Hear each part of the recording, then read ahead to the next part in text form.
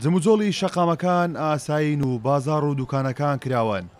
دام و دەستگاکان کاری خۆیان ئەنجام دەدەن. بۆ شایەمنەکانی باشووری پارێزگاکە کاریگەری نەبووە لەسەر ژیانی ڕۆژانەی هاوڵاتیانی کەرکووک. بارودۆخەکە ئاساییە، ژیانی خۆی با بڵێن ئاسایی بەڕێخە، خەڵک لەسەر کاری خۆی پێکەوە ژیان لە ناو کەرکووک باشە، تورکمان و عەرەب و کوردەمووی لەسەر کار و لەسەر ئیش و لە یەک شوێنەوە ئایان بینین.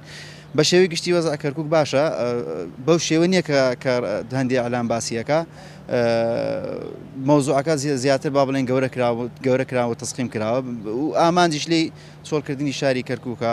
ئێمە وەک دانیشتوانی ناو شاری کەرکووک تا ئێستا هیچ شتێک ڕوبەڕوومان نەبووەتەوە بەڕاستی.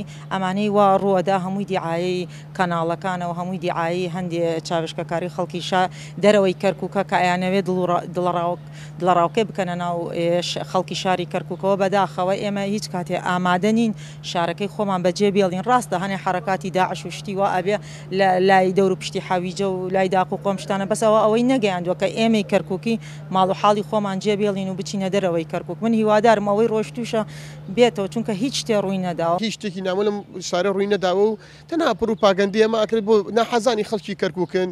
ئەو خەڵکانن کەەوە بەڕاستی چاویان بە کەرکووک و خەڵکی کەرکووک هەڵنایات، ئەو خەڵکانن کەەوە پێیان خۆش نییە خەڵکی کەرکووک لە دوای ئەو هەموو میهنەت و ناخۆشی و شەڕ و ئاژاوە و تەقینەوەی چەند ساڵی پێشوو نانوێت خەڵک بە ئارامی دابنیشێ. شار زۆر ئارامە، هیچ کێشەیەک نییە.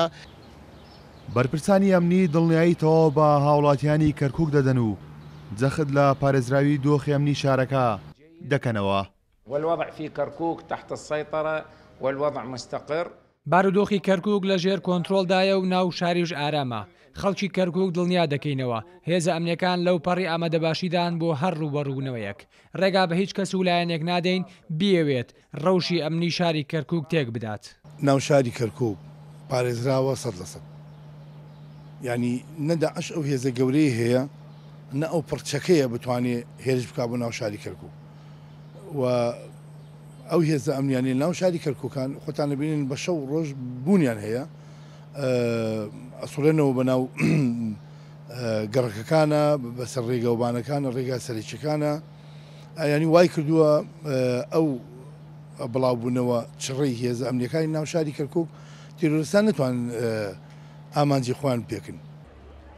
پڕۆپاگەندەکان بەردەوام بەرۆکی کەرکووچەکان دەگرن و وەگەمیشەش کەرکووچەکان بێ هیچ ترسێک دۆخەکە تێدەپەڕێن و ژیانی ئاسایی بەڕێ دەکەن. کارۆن حەمەد، کورتساد نیوز، کەرکووک.